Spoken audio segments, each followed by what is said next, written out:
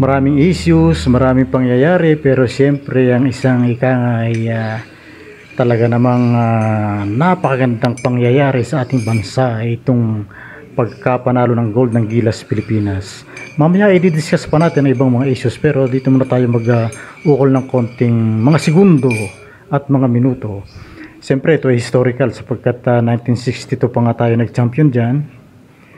Ayon nga sa history, 1962 panahon yun ni Kaloy Loizaga, tatay niya ng Loizaga brothers, Joey Loizaga and Chito Loizaga. Yan, siya rin ang tatay ni Teresa Loizaga, Bing Loizaga, at saka may isa pang babae na hindi celebrity. May kapatid pa silang babae na hindi celebrity, pinili ang pribadong buhay. So Gilas Pilipinas, siyempre history ito.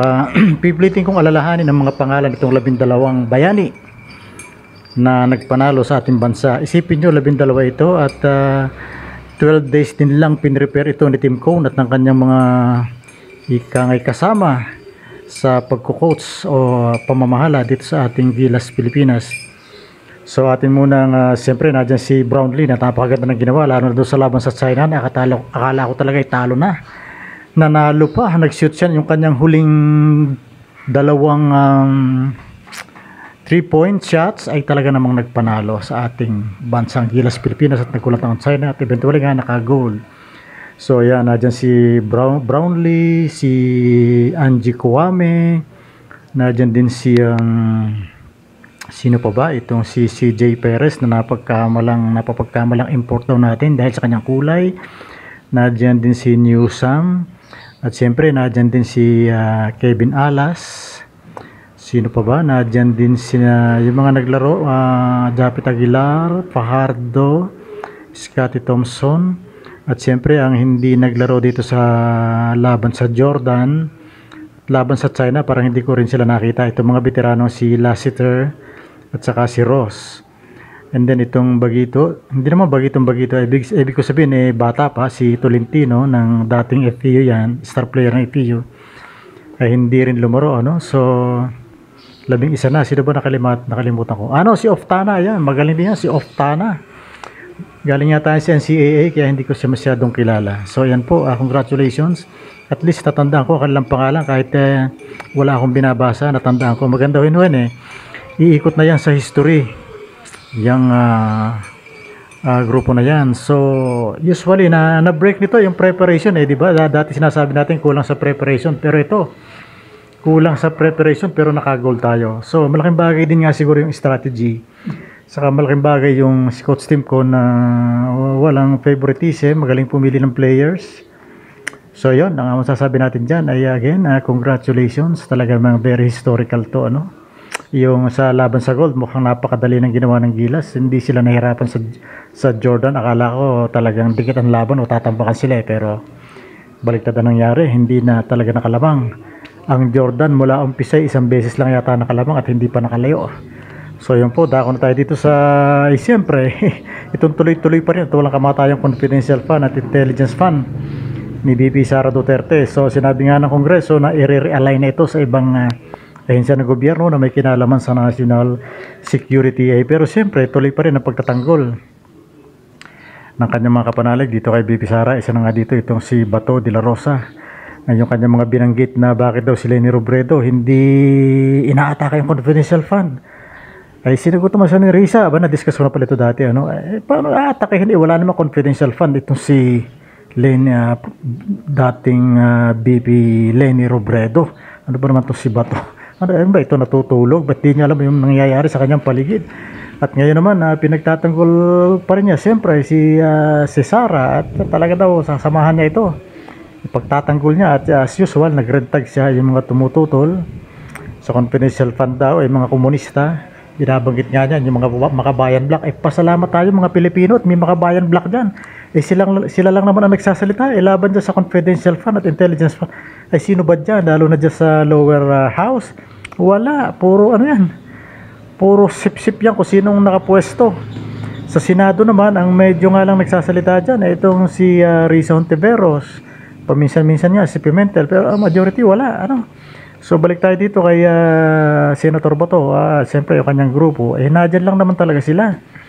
para ipagtanggol at para laging gabayan. Pagtanggol nga, ano, itong Duterte clan, Duterte family, nadyan sa mukhang nadyan lang si Bato, or tawagin natin Senator Bato, hindi para sa bayan nadyan siya para sa mga Duterte. Yun ang kanyang pinagsisilbihan at hindi ang sambayan ng Pilipino. Ano?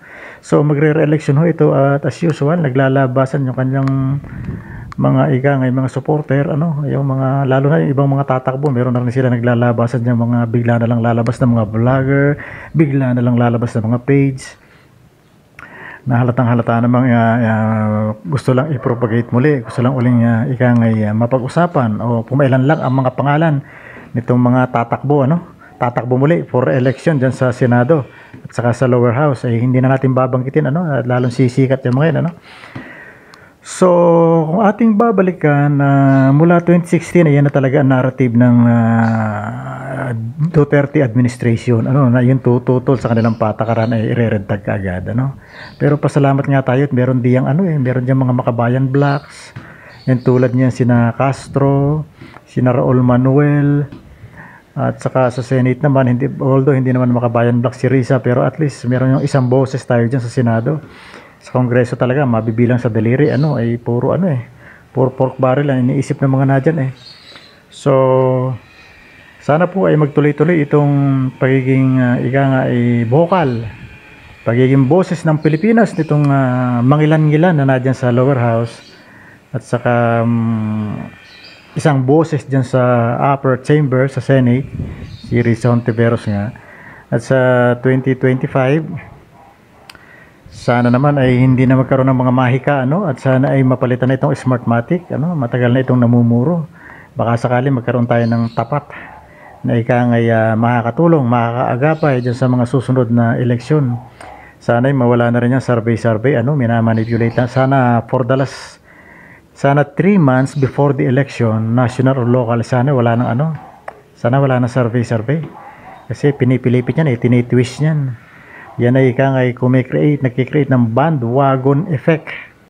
So isa pa rin hong pumapailan lang na issue ngayon, itong si vlogger na Yexel Sebastian. Ito ay sangkot dito sa, I think, syndicated estapa kasi tinakbo raw yung mga kanyang mga nabudol na nag-invest dito sa kanilang di mo na yung negosyo na milyon-milyon, ano. Ito ang kanyang post, itong si Yexel Sebastian, na yung huli kong napanood sa Rapid Tulfo in Action. Ito ay lumipad na raw sa Japan, yun ang kanyang hinala, lumipad na sa Japan at gustong takasan yung mga napakarami nagre-reklamo. Anyway, ito ang kanyang isa sa mga sinabi bago siya lumipad, kung siya man ay lumipad man. Ito, and I quote, "Kahit sino ang presidente, kahit anong kalamidad, uunlad ang buhay ko dahil hindi ako palaasa kahit kanino. Nagsusumikap ako para abutin ang pangarap ko. Kahit sino ang nakaupo, magiging tapat ako sa bansa at irerespeto ang bawat patakaran at mga namumuno. Hindi ko uubusin ang oras ko kakareklamo dahil may sarili ako utak, talino, galing na ibinigay ng Diyos. Kaya kahit sino ang presidente ang uupo, uunlad ang buhay ko at tutuparin ang mga pangarap." Yan ho ang usual na mga mga diehard, usual na narrative ng mga diehard. Pinapakita dito ang kanyang statement na wala siyang pakialam, wala siyang pakialam kahit pa anong kurakutang, kahit pa confidential fund, kahit pa ubusin ng mga nakaupo itong pondo ng bayan, ay wala siyang pakialam, iniintindi lang niya ang kanyang sarili. Ito ho ang isang makasariling Pilipino, ganito ang usual na sinasabi.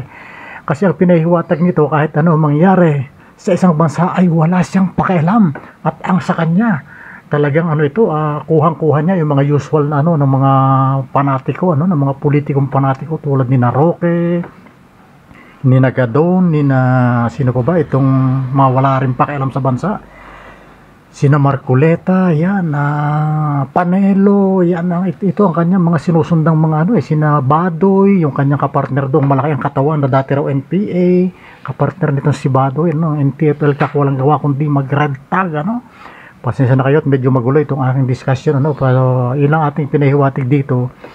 Itong si Yexel Sebastian na isa sa mga milyon-milyon yung kanyang tao, na napaniwala sa mga fake news at disinformation, na para sa kanila, pag ikaw ay pumuna, para sa kanya yun ay reklamo. Hindi yun reklamo, utoy itong si Yexel Sebastian, napakabata pa nito, pilipit na utak nito.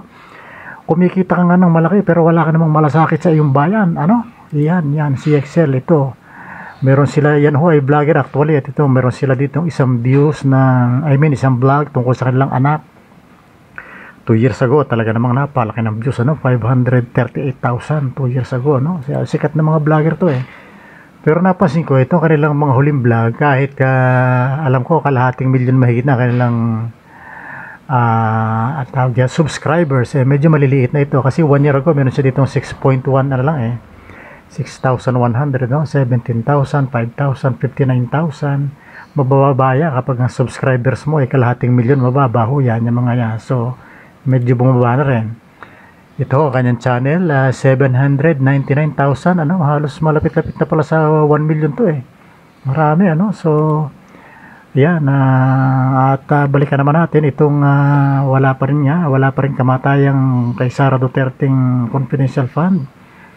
Ayan, gasgas na ito Pero basahin pa natin kung sino man kumukontra sa confidential funds ay kumukontra sa kapayapaan. Kung sino ang kumukontra sa kapayapaan ay kalaban ng bayan. Ito naman sinabi ni Heidi Mendoza, ito ang dating former commissioner ng Commission on Audit. Ito ang sinabi niya. Excuse me po, we do not undermine funds. We seek to enhance transparency. On the other hand, pwede din po natin sabihin, corruption is violence and therefore fighting corruption is working for peace. So yan po mga pangyayari. Ito naman si Bato de la Rosa, ito sinabi niya, kung meron tayong ebidensya na binulsa, then kasuhan natin. Ako mismo, kahit close na close ko yan si Vice President Inday Sara, parang kapatid ko yan. Pero kung nakita niyo na may ebidensya kayo na binulsan niya, kasuhan natin, ganun lang kasimple. My God, that is the second highest official of the land, tapos ayaw nating pagkatiwalaan. Nako po si Bato, ito, alam mo ito si Bato, ito ay nilagay talaga dyan sa kanyang posisyon para paglingkuran ang mga Duterte. Hindi siya na dyan para paglingkuran ang bayan. Yan lang kanyang purpose dyan, paglingkuran ang mga Duterte at paglingkuran ang kanilang mga BFF, mga best friends forever. Yan lang po ang purpose ni Bato, ni Bongo, Tolentino, etc. So yan po ang ating mga issues na tinalakay na abangan natin kung may improve pa ba ang Pilipinas. Pero kung makikita natin, kung ating pagmamasdan, mismong itong mga nakaupo sa gobyerno natin ang nagpapalubog sa bansa at hindi tayong mga tao. Itong mga ito, walang pakialam sa confidential fund. Ilan lang ang tumututol sa kanila dyan.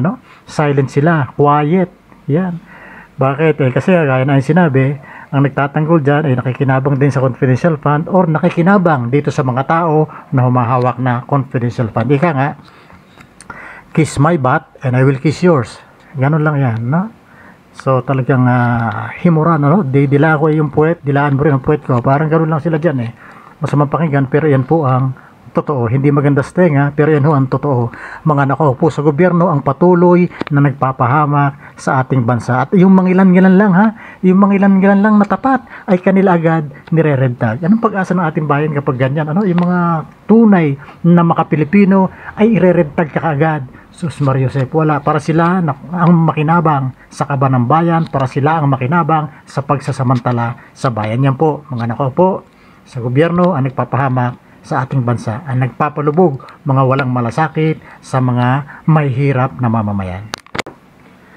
Pasadaan din natin itong pagkagambala ng traffic dyan sa Commonwealth. Ito ay talaga naman nag-viral din to, yung pinatigil ang mga sakyan dyan sa Kalakhan Commonwealth at may dadaan daw VIP at sangayon doon sa vlogger kung sino man nag-upload ay si BP Sara din daw yun So ito ilang mga basahin natin, itong ilang mga komento o palitan ng mga salita. Basahin natin itong sinabi ni Police Lieutenant Colonel May Henyo. Ito sinabi niya, makikita po sa Facebook post niya na ang taong ito ay staunch critic ng ating VP. Tinitingnan po namin yung mga Facebook post niya at makikita po na ang mga post po niya ay against kay VP Sara. Mag-uusap pa rin po kami kung ano po yung pwedeng ikaso sa kanya. Maaari po cybercrime pero titingnan pa po namin. Ito ang pahayag, hinatulang kagad yung nag-upload ng video. Pero hanggang ngayon hindi pa naman nalalaman kung sino ba talaga yung VIP na yun. Bakit ang bilis nilang lalaman? Nakuha ang identity nung nag-upload. At nakuha rin agad nila yung identity ng police na nagtatraffic doon. Pero yung VIP hanggang ngayon ay hindi pa rin napapangalanan. Ito ba ay nangangahulugan na pinagpaplanuhan pa? May magsasakripisyo ba para sabihin na iyon ang VIP na dumaan doon? Tingnan natin kung may masasacrifice. By the way, ang sagot dyan ni Atty. Dino De Leon, ito yung abogado ni Senator De Lima. Ito naman ang sagot niya. criticizing the VP or any public official for that matter is not crime. Hindi nga naman krimen ang pumuna sa isang government official. Tuloy tayo. The PNP should know better. The PNP is tasked to enforce the laws of the land, foremost of which is the Constitution that guarantees free speech. We expect more from our police. Yan ang pahayag ni Atty. Dino De Leon. Ito naman ang pahayag ni J.R. Santiago, isang netizen. Itong sabi niya, tungkol dyan sa Commonwealth issue na yan, incident. Pangalan ng pulis, nalaman ka agad, natanggal pa sa pwesto.